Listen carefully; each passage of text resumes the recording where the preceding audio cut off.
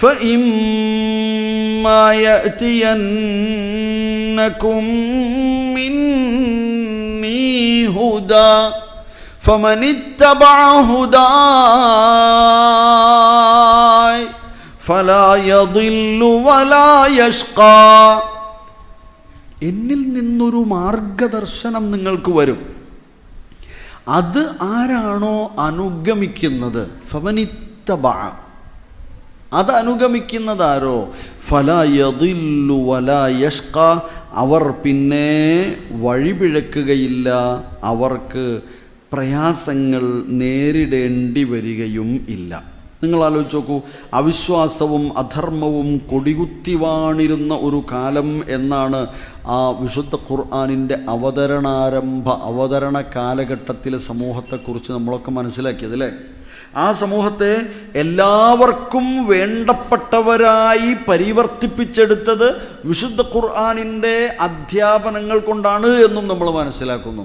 ചില വചനങ്ങളാണ് നമ്മളെയും പരിവർത്തിപ്പിച്ചത്. എങ്കിൽ നമ്മുടെ മക്കളിലെ അതല്ലെങ്കിൽ പുതിയ തലമുറയിലെ പ്രശ്നങ്ങൾക്ക് പരിഹാരമാകുന്നതും വിശുദ്ധ ഖുർആനിൻ്റെ അധ്യാപനങ്ങൾ കൊണ്ട് മാത്രമായിരിക്കും. പക്ഷെ അവിടേക്ക് അവരെ കിട്ടാതെ പോകുന്നുവോ എന്നിടത്താണ് പ്രശ്നം. അങ്ങനെ കിട്ടാതെ പോകുന്നത് തുടർന്നു പോവുകയാണെങ്കിൽ ഒരു തലമുറ ഗ്യാപ്പ് വലിയതിവിടെ ഉണ്ടാവും. പിന്നീട് എവിടെയെങ്കിലും രൂപപ്പെട്ടു വന്നെങ്കിലേ ഉള്ളൂ. ഒരു വലിയ വിപ്ലവം അല്ലെങ്കിൽ ഒരു നീണ്ട കാലത്തെ ഒരുപാട് പരിശ്രമങ്ങൾക്ക് ശേഷമായിരിക്കും പുതിയ ഒരു തലമുറ നമ്മെപ്പോലെ ഉണ്ടാകുന്നത്. നമ്മൾ ഭയപ്പെടുന്നത് അതാണ്, ചർച്ചയാവുന്ന വിഷയം അതാണ്. ഒരു വലിയ ഗ്യാപ്പ് ഇതിനിടയിൽ സംഭവിക്കാൻ പോകുന്നു. ഒന്നും ആവശ്യമില്ലാത്ത, ഒന്നിനെയും പ്രത്യേകമായി കാണാത്ത, എങ്ങനെയും ആവാം എന്ന് ചിന്തിക്കുന്ന ഒരുപാട് കുടുംബങ്ങളടങ്ങുന്ന ഒരു മഹല്ല് പരിശോധിച്ച് നോക്കൂ. നിങ്ങൾ ഒരു മഹല്ലിനെ ചിത്രത്തിൽ കണ്ടു നോക്കൂ. ഈ പറഞ്ഞതുപോലെ എനിക്ക് എൻ്റെ ഇഷ്ടം പോലെ ജീവിക്കാം എന്ന നിലപാട് സ്വീകരിക്കുന്ന 50 കുടുംബങ്ങളടങ്ങുന്ന ഒരു മഹല്ലിൻ്റെ അവസ്ഥ എന്തായിരിക്കും? അവരുടെയൊക്കെ ഇഷ്ടങ്ങൾ ഒന്നാണോ? വ്യത്യസ്തമല്ലേ? അപ്പം മാനുഷികതയെ, മാനുഷിക മൂല്യങ്ങളെ മുറുകെ പിടിക്കാൻ പഠിപ്പിക്കുന്ന ദൈവിക സന്ദേശങ്ങൾ നമ്മൾ പറയുമ്പോൾ വിശുദ്ധ ഖുർആൻ, തിരുസുന്നത്ത്, ഇത് നമ്മുടെ പുതിയ അല്ലെങ്കിൽ നമ്മുടെ മക്കൾക്ക് നമ്മളുടെ മാതാപിതാക്കളിൽ നിന്നും മഹലിൽ നിന്നും നമുക്ക് കിട്ടിയതുപോലെ, നമ്മൾ വാങ്ങിയതുപോലെ നമ്മുടെ മക്കൾ നമ്മുടെ മഹലിൽ നിന്ന് വാങ്ങുക, അല്ലെങ്കിൽ നമ്മുടെ മക്കൾക്ക് കൊടുക്കാൻ നമുക്ക് സാധിക്കുക. ഇങ്ങനെയാകുമ്പോൾ മാത്രമാണ് ലഹരിയുടെ അടിമത്തത്തിൽ നിന്ന് മുക്തരായത്. അങ്ങനെയാണവർ കുടുംബ ബന്ധങ്ങൾക്ക് ഇമ്പമുണ്ടായവരായി മാറിയത്. അങ്ങനെയാണ് സാമ്പത്തികമായ ശുദ്ധത കൈവരിക്കാൻ കഴിഞ്ഞത്. അങ്ങനെയാണ് ശത്രുക്കൾ മിത്രങ്ങളായി സർവോപരി ഏക സ്രഷ്ടാവിൽ സമർപ്പിക്കുന്നവരും പ്രതീക്ഷിക്കുന്നവരുമായി മാറിയത്. അങ്ങനെയാണ്. നമ്മൾ പറഞ്ഞു ഒരുപാട് പ്രയാസങ്ങൾ, ഈ പറഞ്ഞ പുതിയ ഈ പ്രതിസന്ധികൾക്കപ്പുറത്ത് നേരത്തെയൊക്കെ നമ്മൾ പറയുന്ന കുറേ പ്രതിസന്ധികളുണ്ട്. രോഗങ്ങൾ വലിയ വിഷമമാണ്, തളർന്നു പോവും ഏതൊരു മനുഷ്യനും. അയാൾ അന്ന് വരെ അനുഭവിച്ചിട്ടില്ലാത്ത ഒരു രോഗം അയാൾക്ക്, എനിക്ക്, നമ്മൾക്ക് വരുമ്പോൾ നമ്മൾ തളർന്നു പോകൂലേ? ഒരു തരം ഭയം നമ്മുടെ മനസ്സിലേക്ക് പെട്ടെന്ന് കയറി വരൂലേ? പ്രാർത്ഥനയാണ് ഒരു സമാധാനം. ഇത് പിടിച്ചു നിർത്താനുള്ള ഒരു, ഇതിൽ നിന്ന് അത് ഉൾക്കൊള്ളാനുള്ള വിശാലമായ ഒരു പാകത നമ്മുടെ മനസ്സിലേക്ക് കൊണ്ടുവരിക എന്നതാണ് ഏറ്റവും വലിയ പരിഹാരമാർഗമെന്ന് ഖുർആൻ പലപ്പോഴും പഠിപ്പിക്കാൻ. തണലേകാൻ ഖുർആനിന് മാത്രമേ സാധിക്കൂ. ഏറ്റവും ശ്രദ്ധേയമായ ഒരു വചനം നിങ്ങളുടെയൊക്കെ മനസ്സിലുണ്ടല്ലോ, 50-ാമത്തെ അധ്യായം സൂറത്തു ഖാഫിലെ 16-ാമത്തെ വചനം. ആശ്വാസദായകമായ വചനങ്ങളിൽ ഒന്നാണത്. കഷ്ടതകൾ അനുഭവിക്കുന്ന, പ്രയാസങ്ങളും പ്രതിസന്ധികളും നേരിട്ടുകൊണ്ടിരിക്കുന്ന, അഭിമുഖീകരിച്ചുകൊണ്ടിരിക്കുന്ന, ഇനി എന്തു വഴി എന്ന് മനസ്സിങ്ങനെ വേവലാതിപ്പെടുന്ന സമയത്ത് ആശ്വാസം നൽകുന്ന ഒരു വചനം. അള്ളാഹുവിൽ നേരത്തെ പറഞ്ഞ അചഞ്ചലമായ വിശ്വാസമുള്ളവർക്ക്, മുത്തഖികൾക്ക്, തഖ്വ ആഗ്രഹിക്കുന്നവർക്ക്, റബ്ബിനെ വിശ്വാസമുള്ളവർക്ക്, വലഖദ് ഖലഖ്നൽ ഇൻസാൻ, 3 പാർട്ടാണ് ഈ ആയത്തിലുള്ളത്, 3 ഭാഗം. ഒന്ന്, നാമാണ് മനുഷ്യനെ സൃഷ്ടിച്ചത് എന്നതാണ്, നമ്മൾ അംഗീകരിക്കുന്നു. എന്നെ സൃഷ്ടിച്ചത് എൻ്റെ റബ്ബാണ്. വലഖദ് ഖലഖ്നൽ ഇൻസാൻ, രണ്ടാമത്തെ പാർട്ടും ഏറെക്കുറെ ആളുകളും അംഗീകരിക്കുന്നു. വനഅലമു മാ തുവസ്വിസു ബിഹി നഫ്സുഹു, അവൻ്റെ മനസ്സിൻ്റെ മന്ത്രങ്ങളെല്ലാം നാം അറിയും. കാരണം നാം ആണ് സൃഷ്ടിച്ചത്, അതുകൊണ്ട് അവൻ്റെ മനസ്സിൻ്റെ മന്ത്രങ്ങൾ നാം അറിയും. വലഖദ് ഖലഖനൽ ഇൻസാന വനഅലമു മാ തുവസ്വിസു ബിഹി നഫ്സുഹു. മൂന്നാമത്തെ ഭാഗമാണ് നമ്മൾ പാളി പോവുക. അവൻ്റെ മനസ്സിൻ്റെ മന്ത്രം അറിയാം. മീൻസ് എന്തെങ്കിലും പ്രയാസങ്ങളൊക്കെ വരുമ്പോൾ അവൻ അനുഭവിക്കുന്ന വിഷമം, അവൻ്റെ മനസ്സിൻ്റെ ആ ഒരു കറണ്ട് സ്റ്റാറ്റസ് അല്ലാഹ്ക്ക് അറിയാം. അപ്പോൾ എന്ത് ചെയ്യണം? അവനോട് പറയൂ എന്നിടത്താണ് മൂന്നാമത്തെ പാട്ട്. വനഹ്നു അഖ്റബു ഇലൈഹി മിൻ ഹബ്ലിൽ വരീദ്, അവൻ്റെ കണ്ഠനാടിയേക്കാൾ നാം അവനോട് അടുത്തവനാണല്ലോ എന്ന്. മൂന്ന് പാർട്ട്. ഒന്ന്, സൃഷ്ടികർത്തൃത്വം. രണ്ട്, അതുകൊണ്ട് തന്നെ അവനെല്ലാം അറിയണമല്ലോ. മൂന്ന്, അവൻ സൃഷ്ടിച്ച് അവൻ അറിയുന്നുവെങ്കിൽ പ്രശ്നം അവനോട് പറയുകയല്ലേ വേണ്ടത്? നിങ്ങൾ ചോദിച്ചോളൂ, നിങ്ങൾ പറഞ്ഞോളൂ, നാം പരിഹാരം നൽകും, നാം ശമനം നൽകും, നിങ്ങൾക്ക് പകരമായെങ്കിലും പിന്നീട് തരും എന്ന് പറയല്ലേ. അപ്പോൾ ആശ്വാസദായകമായ ഒന്നാണ്. ഇപ്പോൾ വ്യക്തിപരമായ പ്രതിസന്ധികൾ ഏറെയാണ്, പലതും പല രീതിയിലുമാണ്. എവിടെ ശാരീരികമായിരുന്നാലും മാനസികമായിരുന്നാലും സാമ്പത്തികമായിരുന്നാലും കുടുംബ ജോലി, എങ്ങനെ ഏത് തലത്തിലുള്ള പ്രയാസങ്ങൾ നേരിടുമ്പോഴും നമുക്ക് ഇന്ന് രാവിലെ ഞങ്ങൾ സംസാരിച്ചതുപോലെ ഇവിടെ സാമ്പത്തികമായി കുറേ ഉള്ളതുകൊണ്ട് നമ്മുടെ രോഗം വന്നാൽ നമുക്ക് സമാധാനമുണ്ടോ? രോഗം വന്നു, ലക്ഷങ്ങളുണ്ട് നമ്മളെ കയ്യിലെടുക്കാൻ, നമുക്ക് സമാധാനം ഉണ്ടാവുമോ?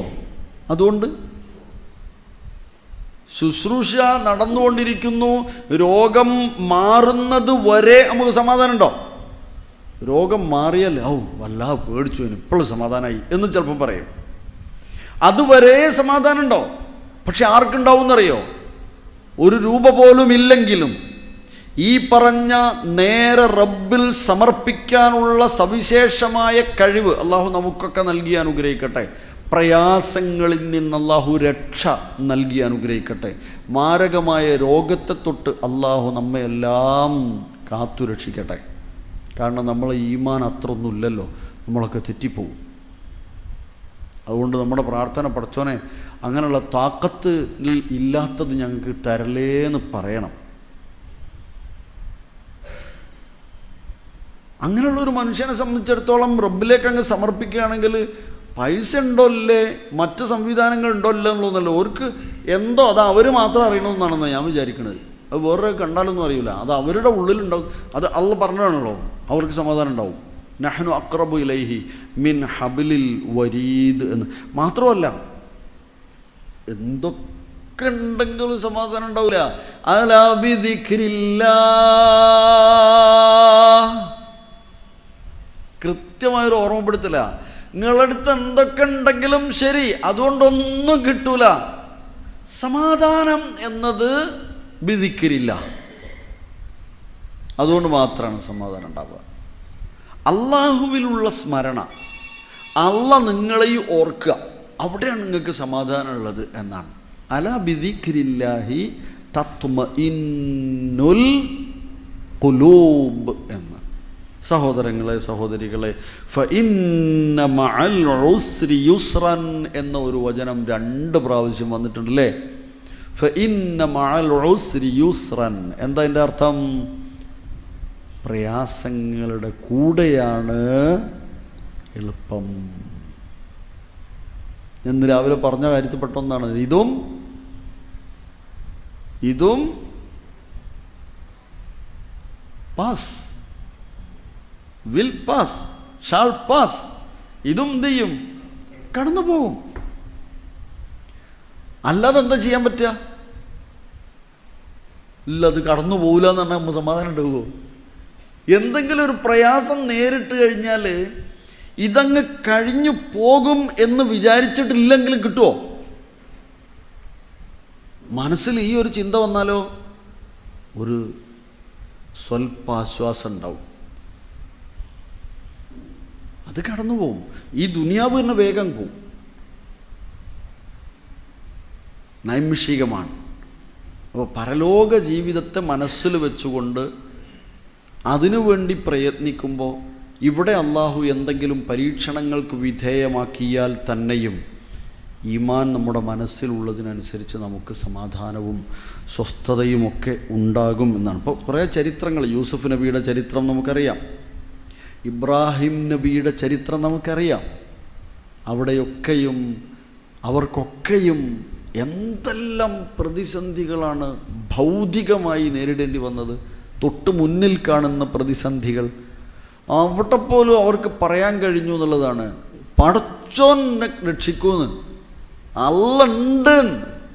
ഈ ഒരു വിശ്വാസം നമ്മുടെ മക്കൾക്ക് കൊടുക്കാൻ കഴിയുമ്പോഴാണ് തീർത്തും നിസാരമായ നൈമിഷികം താൽക്കാലികമായ പ്രതിസന്ധികളിൽ പോലും പിടിച്ചെടുക്കാൻ പറ്റാത്ത മക്കളെ തിരിച്ചു കൊണ്ടുവരാൻ കഴിയുക.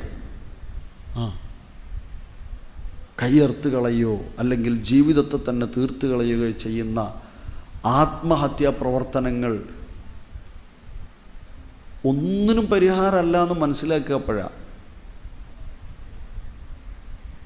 അള്ളാഹു നമ്മയും നമ്മുടെ മക്കളെയൊക്കെ കാത്തുരക്ഷിക്കട്ടെ. ബിലാൽ ഇബ്നു റബാഹ്, ഖുർആൻ നൽകിയ പാഠമാണ് അഹദെന്ന്. ആ അന്ത്യസമയത്ത് അല്ലെങ്കിൽ അങ്ങേയറ്റത്തെ പ്രയാസം അനുഭവിക്കുമ്പോഴും പോലും ചൂടുള്ള ചുട്ടുപൊള്ളുന്ന മണലിൽ കിടത്തി ഭാരം ശരീരത്തിൽ വെച്ച് വലിച്ചിഴക്കപ്പെടുമ്പോഴും അഹദ് അഹദ് എന്ന് പ്രഖ്യാപിക്കുവാൻ, ആ അഹദിൽ അഭയം തേടാൻ കഴിഞ്ഞത് ദിക്റുല്ലാഹ് അലാ ബിദിക്രില്ലാഹ്.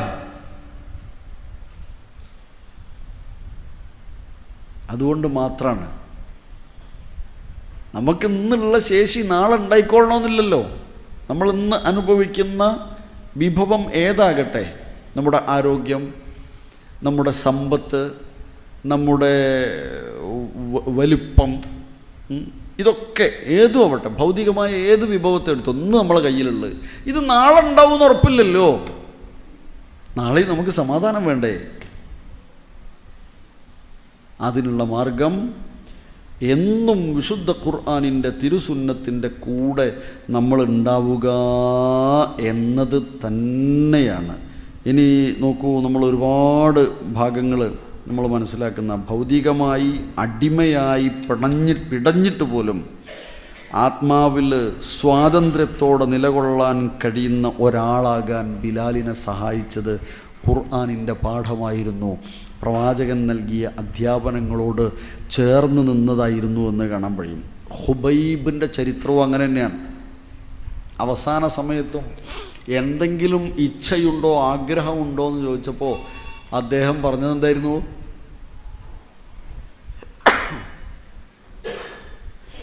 അൽഹംദുലില്ലാഹ് യഹ്ദികുമുല്ലാഹു വയസ്ലിഹ് ബാലക. അദ്ദേഹം എന്തായിരുന്നു പറഞ്ഞത്? അവിടെ എനിക്ക് 2 റക്അത്ത് നിസ്കരിക്കാൻ സമയം അനുവദിക്കണം. സമാധാനമാണ്. അള്ളാഹു നമ്മെ എല്ലാവിധ പ്രയാസങ്ങളിൽ നിന്നും കാവൽ നൽകി രക്ഷപ്പെടുത്തി അനുഗ്രഹിക്കട്ടെ. ആമീൻ.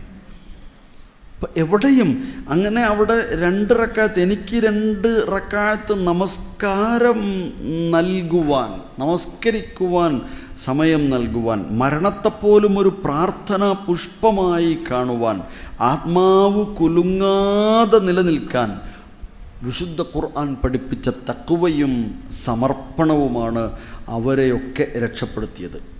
ജീവിതത്തിലെ അവസാന നിമിഷത്തിലും ശാന്തമായി മുഖം തിരിച്ച് ആത്മാവിനെ സമർപ്പിക്കാൻ കഴിയുന്ന ധൈര്യം ഏതിലൂടെ വളർത്തിയതാ? ഏതിലൂടെ വളർന്നതാ? വിശുദ്ധ ഖുർആനിലൂടെ, അഥവാ റബ്ബ് സുബ്ഹാനഹു വ തആലയുടെ സന്ദേശങ്ങളിലൂടെ. സുമയ്യ റളിയല്ലാഹു അൻഹ എന്തായിരുന്നു അവരെ ഇത്രത്തോളം ഔന്നത്യത്തിലെത്തിച്ചത്? ഇസ്ലാം സ്വീകരിച്ചതിൻ്റെ പേരിൽ എന്തെല്ലാം പ്രയാസങ്ങൾ അവർ അനുഭവിക്കേണ്ടി വന്നു. പക്ഷേ ചിരിച്ചുകൊണ്ട് അവയെല്ലാം നേരിടാൻ, കഷ്ടതയിൽ നിന്ന് പിന്തിരിയാതെ മൂല്യങ്ങളെ കാത്തുപിടിച്ച് ജീവിക്കുവാൻ അവരെ പ്രേരിപ്പിച്ചത് അവരെ പ്രേരിപ്പിച്ചത്. അപ്പം മഹത്തായ ശക്തികൾക്ക് മുന്നിലും അതിജീവിക്കാൻ കഴിയുന്ന സ്ത്രീയായി, ആദ്യ ഷഹീദയായി അവർ മാറിയത് വിശുദ്ധ ഖുർആനിൽ നിന്നുള്ള ദൈവ സാക്ഷ്യങ്ങൾ കൊണ്ടാണ് എന്നത് ചിന്തനീയമായ കാര്യമാണ്. സഅദ് റളിയല്ലാഹു അൻഹു തൻ്റെ ഉമ്മ വന്നിട്ട് പരാതി പറഞ്ഞു, മോനെ, ഉമ്മ നിൻ്റെ മുമ്പിൽ പടഞ്ഞു വീഴും, നീ അതിൽ നിന്ന് തിരിച്ചു മാറണം, ചിന്തിക്കണം. അപ്പോൾ പറഞ്ഞത്, ഉമ്മ എന്നത് എൻ്റെ ഭൗതികമായ എൻ്റെ എല്ലാമാണ്, പക്ഷേ മതത്തിൻ്റെ വിഷയത്തിൽ ഉമ്മയല്ലല്ലോ പ്രധാനം. എനിക്കെൻ്റെ ഉമ്മയെ നൽകിയ ഉപ്പയാണ്, എനിക്കെൻ്റെ ഉമ്മയെ നൽകിയ റബ്ബാണ് പ്രധാനം എന്ന് പറയുന്നിടത്തേക്ക് മാറിയത് എന്തുകൊണ്ടാണ്?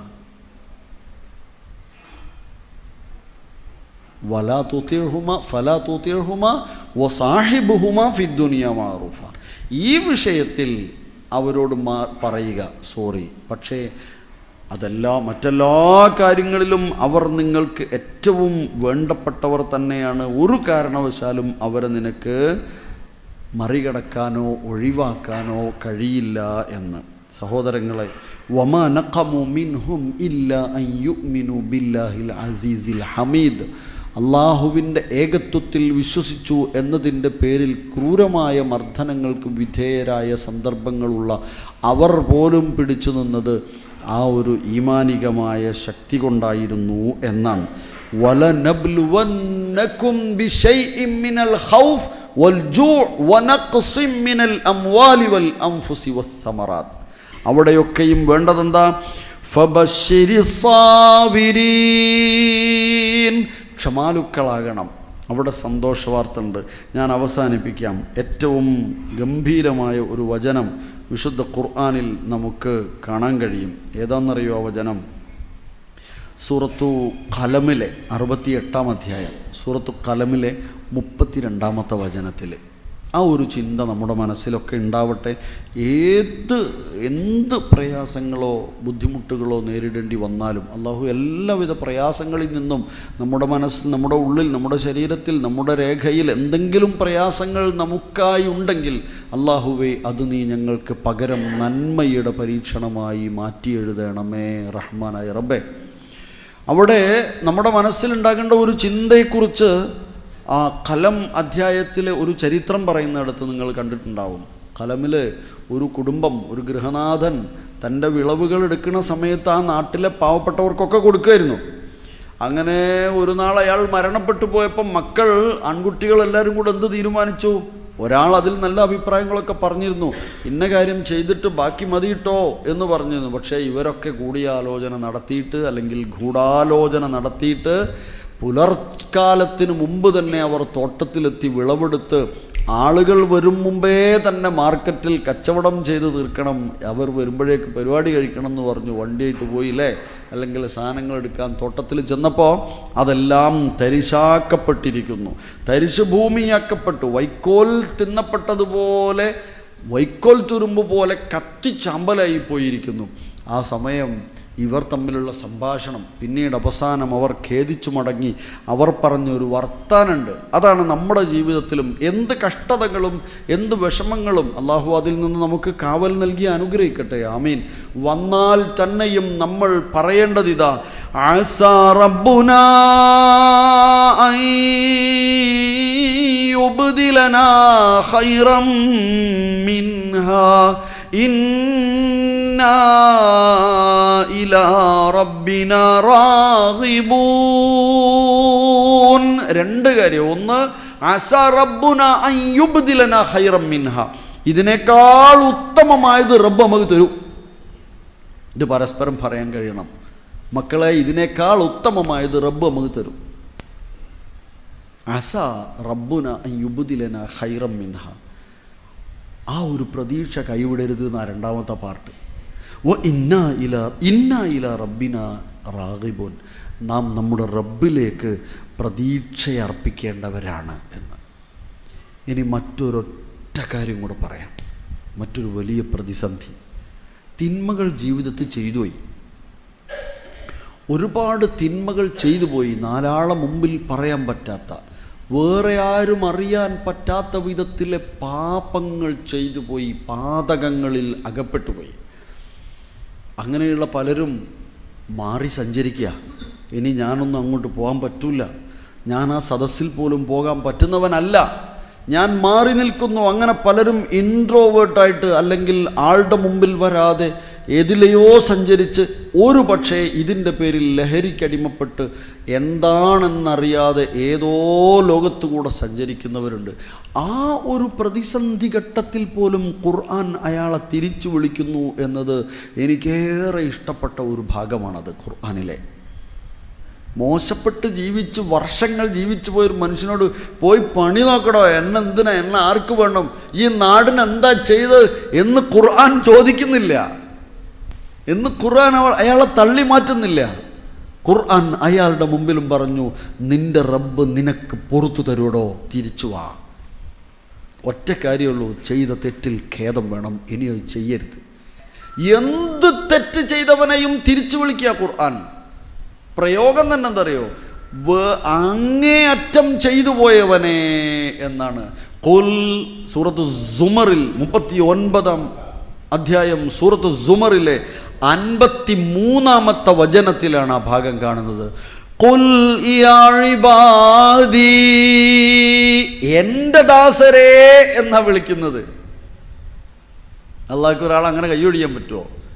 ഈ ദുനിയാവിൽ വെച്ച് പിരിയുന്നതിന് മുമ്പ് നൽകാവുന്നിടത്തോളം അവസരങ്ങൾ അല്ലാഹു നൽകുകയാണ്.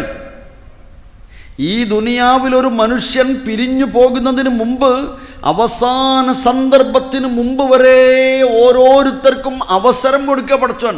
പറഞ്ഞു അവസാന സന്ദർഭത്തിലും അവസരം നൽകുന്നു, എന്നിട്ട് അവിടെയും വിളിക്കുന്നത് എൻ്റെ മക്കളെ എന്ന് തന്നെയാണ്. ഖുൽ യാ ഇബാദിയല്ലദീന അസ്റഫൂ അലാ അൻഫുസിഹിം, ചെയ്യാൻ പാടില്ലാത്തത് അധികമായി ചെയ്തു പോയാൽ, സ്വയം തിന്മയിൽ